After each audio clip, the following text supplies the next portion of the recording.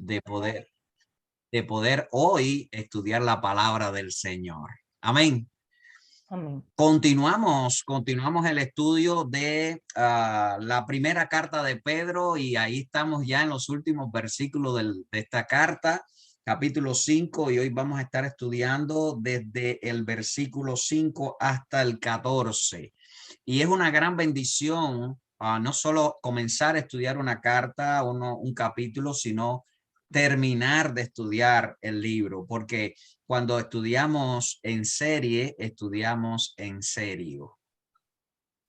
Estos versículos nos han dado enseñanza, el pastor Chaplin, el pastor Carlos, el pastor Frank, han estado ministrando nuestras vidas y es una bendición muy grande que podamos también sacar enseñanza siempre de la palabra del Señor. Hoy yo quiero que estemos valorando tres aspectos en esta porción final, desde los versículos 5 hasta el 14, donde ahora Pedro, recuerden que le está escribiendo a los hermanos que habían emigrado, se habían dispersado por problemas de tribulación, de persecución de la iglesia. Pedro está dando instrucciones precisas. La semana pasada estuvimos estudiando las instrucciones a los pastores, a los líderes, y todo lo que orienta a Pedro, lo orienta no en su perspectiva humana o de liderazgo apostólico, sino desde la perspectiva divina, porque finalmente Dios nos habla a los líderes, Dios nos habla a los pastores y nos dice, cuiden la grey de Dios. Es una responsabilidad, como oraba el pastor Frank, que tenemos todos de hacer discípulos y cuidar los discípulos que tienen experiencia a los que no tienen experiencia. Por eso es muy importante que podamos estar siempre cuidando y animando la grace de Dios. Y es mi deseo en esta noche también continuar, como Pedro ahora continúa hablando en el versículo 5, le dice a los jóvenes, y veamos la palabra jóvenes después, pero dice igualmente jóvenes, estad sujetos a los ancianos y todos sumisos los unos de los otros, revestidos de humildad, porque Dios resiste a los soberbios y da gracia a los humildes.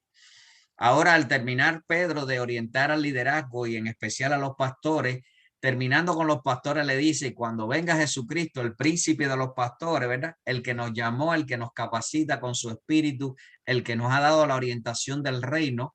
Ahora también Pedro se dirige a los jóvenes. Y podemos decir, bueno, ¿por qué Pedro se dirige a los jóvenes? ¿Qué aspecto, a quiénes Pedro está hablándole ahora? Bueno, muchos comentaristas y los términos griegos no solo se están refiriendo, es decir, no está refiriéndose a los jóvenes en la etapa de la juventud, sino como hablábamos ahorita, son los nuevos creyentes, las personas que necesitan orientación. Y cuando Pedro está diciendo los jóvenes, está refiriéndose a las personas que necesitan madurar, que necesitan tiempo, que necesitan consejo, que necesitan enseñanza, ¿verdad? Y todos nosotros tenemos jóvenes en la casa, tenemos familiares, conocemos jóvenes y sabemos que la juventud necesita siempre un consejo a tiempo, un ten cuidado, eso no se hace, o hazlo así, así te va a ir mejor, ¿verdad? Todos los adultos, los que ya han acumulado más juventud, tienen la virtud, tienen el libro de la vida donde han anotado en su caminar enseñanzas que pueden transmitir. Por eso Pedro ahora le está diciendo, nuevos creyentes, hermanos que están aprendiendo, estad sujetos a los ancianos. Y es virtuoso de Pedro en su posición apostólica aconsejar a la iglesia, escuchen a los ancianos, escuchen a los líderes. Hay un movimiento muy fuerte en la juventud y en todo, sociológicamente, las personas no quieren que nadie les esté guiando o que poniendo pautas. La libertad o el libertinaje de moda en este tiempo también, como en todos los tiempos, porque este no es el peor tiempo, pero la juventud, las personas que necesitan adquirir experiencia, tienen que estar sujetos a los líderes. Y yo empiezo desde la organización más importante del universo, o de la tierra, mejor dicho, que se llama la familia. Los jóvenes, los hijos, los nietos tienen que estar sujetos a sus padres, en especial los hijos a los padres, porque la disciplina, la enseñanza, todo comienza desde la casa. Lo que no se cultiva en la casa es muy difícil enderezar en la iglesia, en la escuela, en la sociedad. Por eso es muy importante, y yo hago una adaptación para llevarlo al término de familia. En el verso 5 digo: hijos, sujétense a sus padres, ¿verdad? Porque cuando todos nosotros como hijos nos hemos sujetado a nuestros padres, acumulamos hábitos que nos ayudan en la perspectiva de la vida a desarrollar el respeto, la disciplina, el escuchar y poder avanzar en ese sentido. Desde el punto de vista eclesiológico, es decir, en la iglesia, Pedro ahora está orientando creyentes jóvenes, creyentes nuevos, sujétense a los ancianos. O de algún modo, porque al final todos somos nuevos creyentes, porque todos los días estamos aprendiendo, ¿verdad? Dice, sujétense al liderazgo, ¿verdad? Y es muy, muy importante. Hebreos capítulo 13, verso 17 dice: obedeced a vuestros pastores y sujetaos a ellos, porque ellos velan por vuestras almas. Pedro está pensando en lo que tal vez escribió Pablo. Para mí Pablo fue el que escribió Hebreo, pero hay muchos que dicen anónimo, pero me gusta siempre hacer ese énfasis. Pero Pedro está recordando este principio que se establece en el reino, y dice: sujetaos a los pastores primero, porque ellos velan por vuestras almas. Segundo, como quien tienen que dar cuenta, para que lo hagan con alegría y no quejándose, porque esto no es provechoso. El estar sujeto a nuestros pastores o a los pastores trae mucha bendición para nuestras vidas. Por eso Pedro está diciéndole: iglesia, sujétense a los pastores. Definitivamente Dios nos ha llamado para cuidar su iglesia, como dice en los versículos anteriores. Pero mira qué lindo la combinación de liderazgo y sujeción. Dice ahora, continúa el versículo diciendo: y todos, pastores y líderes y creyentes nuevos, o todos, sumisos unos a otros. La palabra sumiso me gusta mucho porque acompleja a la gente a veces. Que yo sumiso, ¿cómo voy a estar sumiso? A veces las mujeres lo usan para decir: no tengo que estar sumiso a mi esposo.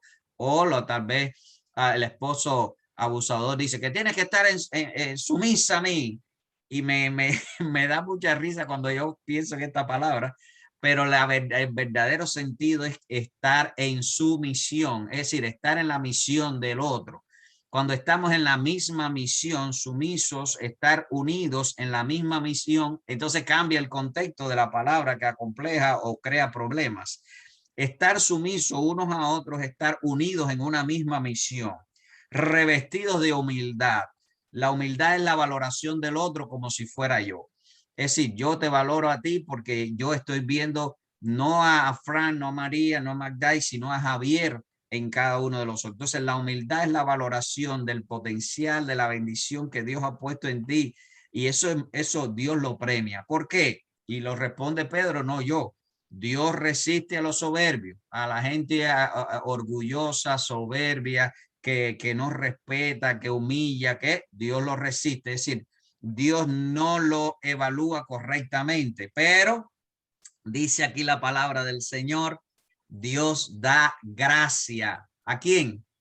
A los humildes. Es decir, Dios da favores que no merecemos a la gente humilde. Entonces, es importante siempre mantener esa perspectiva, y me está muy, muy importante, muy importante. Ser humilde trae gran bendición en la humildad del reino. Por eso también dice el verso 6: humillaos pues bajo la poderosa mano de Dios, para que Él, Dios, le exalte cuando fuere tiempo. Siempre que pensamos en humillación, pensamos en alguien que aplasta al otro, o a alguien que le grita al otro, pero aquí Dios nos está llamando a humillarnos. ¿Dónde? Bajo la poderosa mano de Dios. Humillarnos ante Dios nos permite gran bendición. Dice que Dios ve de lejos al orgulloso, pero ve cerca al que se humilla delante de él. Y esto va a ser bueno para cada una de nuestras vidas. Humillarnos, yo lo veo siempre de las tres perspectivas. La humillación espiritual, que es el reconocimiento de que yo solo no puedo, necesito de Dios. Me humillo delante del Señor. También el reconocimiento de que es Dios superior a mí, siempre. Por eso me voy a humillar ante el Todopoderoso, como dice, la mano poderosa de Dios. Pero también la humillación física. Siempre, históricamente, en casi todas las religiones, cuando hablamos de humillación, la imagen es alguien de rodillas o alguien hincado, en muchas ocasiones acostado en el piso. Entonces el estar humillado nos pone en una posición hasta físicamente por debajo de Dios, en este caso nosotros como hijos de Dios. Verso 7, echando toda vuestra ansiedad sobre él, porque él tiene cuidado de ustedes. La verdadera exaltación a los que se humillan tiene lugar cuando nosotros estamos en la presencia del Señor y echamos nuestra ansiedad. Hoy hay mucha gente con ansiedad, con estrés, con preocupaciones, pero nosotros como iglesia, todos podemos poner nuestras cargas porque Dios tiene la solución. Dios nos ha llamado a más. Dios nos ha llamado para bendecirnos. Por eso dice, echa tu carga, tu ansiedad sobre él. Ay, ¿qué voy a hacer con mis problemas? Pónselo a Dios en las manos. Dios quiere ayudarte. Dios tiene todo el poder. Por eso dice, humíllate bajo la poderosa mano de Dios. ¿Sabe quiénes no sé? Una de las maneras de ver que no hay humillación, cuando la gente orgullosa dice, yo no se lo voy a pedir a Dios, yo no tengo que pedirle nada a Dios, yo no, como que quiere buscar las soluciones en su propia fuerza, intelecto, habilidades, relaciones, recursos. Pero cuando nos humillamos ante la poderosa mano de Dios, siguiendo la idea, echamos nuestra ansiedad, nuestras cargas, nuestro maletín de problemas en las manos del Señor. Porque Él tiene, te regalo esta frase, Él tiene cuidado de ti, iglesia. Él tiene cuidado de ti, hermano querido, hermana querida, familia. Él tiene cuidado de cada detalle. Por eso que lloras, que sufres, Dios tiene cuidado. Dios conoce tu vida y Dios lo va a hacer. Dios te va a ayudar siempre. Los salmos, que son canciones, oraciones, declaraciones, nos invitan siempre con frecuencia a confiar en el Señor. Confía en Él y Él hará. No confía en Él, bueno, ve a ver si lo puedes hacer. Pero el salmista y muchos salmistas invitan a confiar en el Señor plenamente todo el tiempo. La doctrina de abandonarnos, la enseñanza de abandonarlos en la providencia divina es algo bien fuerte que también Jesús siempre enseña en todo el sermón del monte en el evangelio de Mateo, ¿verdad? El verso 8 dice, sed sobrios y velad, porque vuestro adversario el diablo, como león rugiente, anda alrededor buscando a quien devorar. Wow, esto nos alerta, nos anima a que siempre tengamos presente de que el diablo no está contento cuando tú te humillas delante del Señor. Él está como un león rugiente viendo a quién devorar. La vida, cuando nosotros dice aquí, sed sobrio, es estar en nuestros 5 sentidos. Una persona que no es sobrio es una persona que perdió el control de su sentido. Así que cuando nosotros estamos en la sobriedad espiritual, en la sobriedad del reino de Dios, estamos alerta. Tenemos el control para velar y ver. ¿Por qué? Porque el diablo está como león rugiente, dice como león rugiente, pero yo uso la comparación del león para ahorita enseñar otro principio, viendo a quién devorar. Recuerde, Jesús nos dijo, el diablo no vino para jugar, sino para hurtar, matar y destruir. Cristo vino para dar vida y vida en abundancia. Aleluya. Amén. Pero tenemos que tener presente que cuando vas avanzando en tu crecimiento espiritual como iglesia y te sujetas al liderazgo y te consagras y estás en sobriedad espiritual en el reino, el maligno no está contento. Entonces, no tenemos lucha, Efesios capítulo 6, no tenemos lucha contra sangre y carne. Hay un mundo espiritual que está a nuestro alrededor, está en todo lugar y está alrededor de toda persona. Nadie puede decir, no, a mí no me están atacando. Todos estamos bajo el ataque del enemigo. ¿Y saben a quién el diablo no ataque? A las personas que están destinadas al infierno, a los que no tienen a Cristo. Pero todos los que estamos en Cristo estamos asediados por las tinieblas, pero con la victoria de Cristo, la protección de Cristo, porque si Dios es con nosotros, ¿quién contra nosotros? Aleluya, ¿verdad? Entonces, Él nos va a dar la victoria. Por eso, si hay un león rugiente como símbolo que Pedro usa aquí, ¿sabe dónde tenemos que estar nosotros? Cerca del león de la tribu de Judá, porque la pelea entre leones es la que se resuelve. Y como el león de la tribu de Judá es más poderoso, Dios nos va a dar la victoria siempre. Como dice primero a los Corintios capítulo 15, versos 57, 58, que no paremos de servir al Señor, porque el trabajo en el Señor no es en vano. Él nos va a llevar de victoria en victoria. Amén.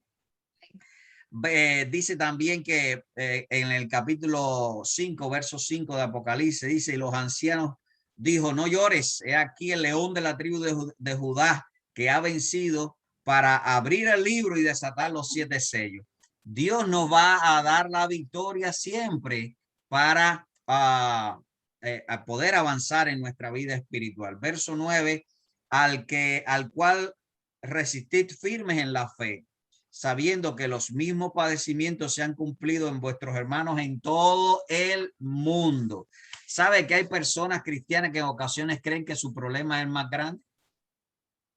Hay personas que dicen, ay, que me voy a morir y piensa que todo se complicó y que el problema es más grande y que hay que atender. Miren, todos los cristianos pasamos por situaciones diferentes y a todos nos pesa igual porque cada situación es la mía, es la tuya, cada uno está pesando según la situación que va viviendo.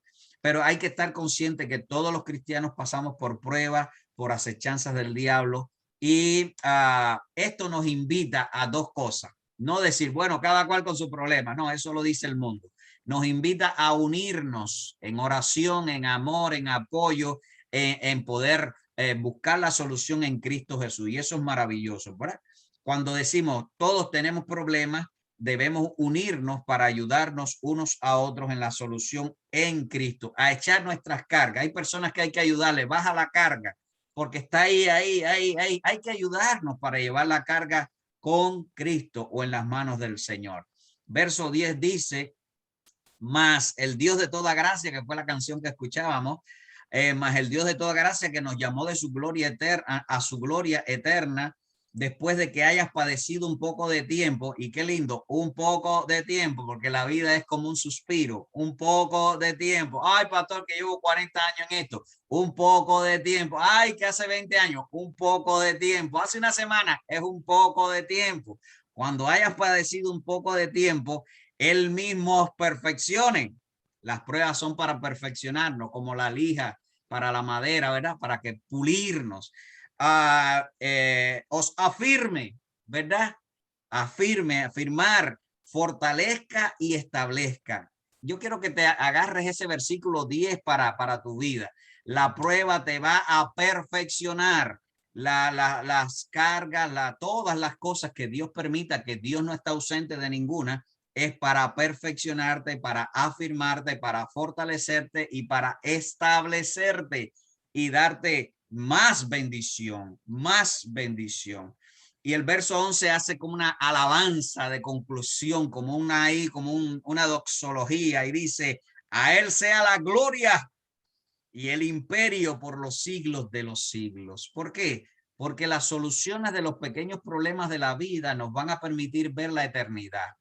Hoy podemos estar pasando por alguna tribulación, pero en el cielo no hay llanto, no hay dolor, no hay tristeza, tenemos vida eterna y se acabó los problemas, incluso ya no está el diablo para acecharnos. Vamos a estar eternamente en su presencia, por eso tenemos que humillarnos aquí para podernos gozar allá. Amén.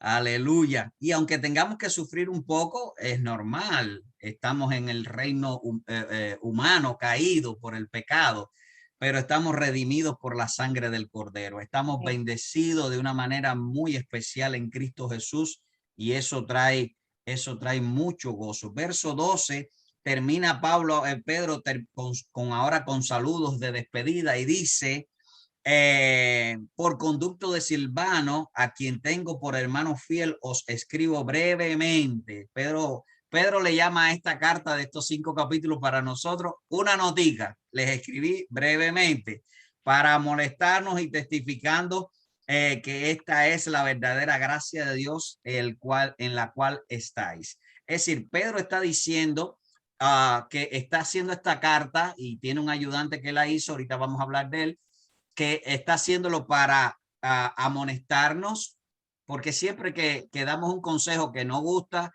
nos molesta, pero es para amonestarnos, para guiarnos y ayudarnos en la verdad del Señor, y testificando que esa es la verdadera gracia. ¿Qué es lo que es la gracia? Lo que recibimos que no merecemos de parte del Señor como regalo, como premio, como ayuda para perfeccionarnos, para afirmarnos, para fortalecernos y para establecernos. Esa es la verdadera gracia de Dios, en la cual, qué lindo esa frase final, ustedes están, no es que van a estar, estamos en la gracia de Dios para bendecirnos de una manera poderosa. ¿Ok? Pero mira la palabra, la frase que usa Pedro para hablar de Silvano. Silvano tiene 2 características que tenemos que nosotros imitar. Magday hablaba de alguna de ellas ahorita.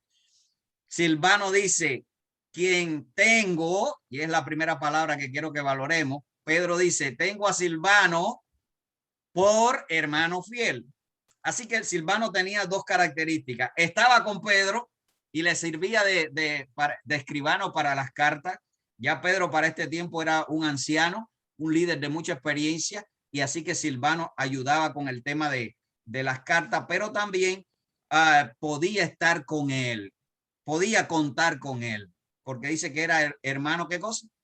Fiel. Wow. Yo le doy gracias a Dios por todos ustedes. Una de las alegrías que tenemos Magda y yo es que tenemos hermanos fieles en la iglesia La Red, Mercy Hill en español. Tenemos hermanos fieles y eso nos da mucho gozo el ver que la obra de Dios en los hermanos fieles. La fidelidad es el valor que nosotros le damos a las cosas que hemos establecido compromisos con ellos. La fidelidad es el cumplimiento de la palabra. En el siglo XX, al principio, cuando alguien decía, te doy mi palabra, no hacía falta firmar nada. Simplemente con la palabra ya. Hoy hay que firmar, hay que poner una huella, hay que ponerle un grillete para poder creer en la gente, porque no está Dios en la vida de la gente. Por eso, la fidelidad es el valor de que le damos delante de Dios a nuestras palabras y a nuestros compromisos. Jesús dijo, vuestro sí sea sí y vuestro no sea no, ¿verdad? Son decisiones importantes para mantenernos en la fidelidad. La fidelidad es una actitud que maduramos al estar en el Señor y ser fiel a Dios. Y si somos fiel a Dios, somos fieles los unos con los otros. Ser constante, comprometido. Silvano tenía estas características. Dice que era hermano fiel. La fidelidad es esa actitud y se deriva de la palabra me gusta mucho esto del latín, que es fidelitas, que significa servir a Dios. Así que ser fiel no solo es el compromiso que establecemos humanamente, sino estamos sirviendo a Dios en ese compromiso de relaciones en todas las áreas de la vida. La fidelidad es la capacidad y el poder, la virtud de dar cumplimiento a las promesas, a los compromisos que hacemos. Pedro le dictó a Silvano esta carta con esa convicción. Tengo un amigo fiel, tengo un hermano fiel, tengo un hermano que puedo contar con él. Verso 13 dice, la iglesia, cuando se está despidiendo Pedro, dice, la iglesia que está en Babilonia, elegida juntamente con vosotros, y Marcos, mi hijo, os saludan. Pedro declara que ellos, al estar lejos, recuerde que le está escribiendo a varias iglesias lejos, le dice que ustedes son escogidos como esta iglesia que está en Babilonia también, que somos escogidos, ¿verdad? Elegida, mejor dicho, elegida. Y eso es interesante, muy importante. Sea donde sea que estés, Dios te ha elegido para ser su hijo, para ser su iglesia. Y eso es maravilloso. Estemos donde estemos, sea cual sea nuestra situación. Y Pedro menciona aquí, dice de Marcos algo muy lindo, que Marco es su hijo y verdaderamente no era su hijo físicamente, ¿verdad? Ni de adopción, pero sí era un hijo espiritual, un discípulo. Y qué lindo poder nosotros también decir, tenemos hijos espirituales. Todo discípulo de Cristo debe tener al menos 4 hijos. Cumpliendo lo que Pablo le dice a Timoteo, lo que has oído de mí ante muchos testigos, esto encarga a hombres fieles que sean idóneos para enseñar también a otros. Por lo menos tenemos que tener 4 hijos espirituales. Pero aquí a Pedro, como los otros apóstoles, tenían discípulos y ahora está mencionando a Marcos. Finalmente dice el verso 14, salúdense unos a otros con un ósculo de amor, un ósculo santo. Paz sea con todos vosotros los que estáis en Jesucristo. Y esta palabra ósculo es extraña para algunos, pero quiere decir un beso santo, un beso de amor en Cristo Jesús, ¿verdad? La paz la obtienen las personas que estamos en Cristo. ¿Por qué? Porque dice, salúdense unos a otros, y el beso era muestra de acercamiento, de buena relación, pero dice también, paz sea con todos ustedes los que están en Jesucristo. Yo tengo la convicción de que si no estamos en Cristo, no hay paz. Puede tener tiempo de bonanza, pero en Cristo Jesús tenemos paz. Amén. Porque si Cristo es el príncipe de paz, tú y yo vamos a tener paz. Y eso es maravilloso, eso es poderoso. Conclusión, saco 4 frases. Tenemos que estar en sujeción con el liderazgo que Dios establece. Tenemos que tener conciencia de la batalla espiritual que estamos librando cada día y las victorias que estamos obteniendo en el Señor.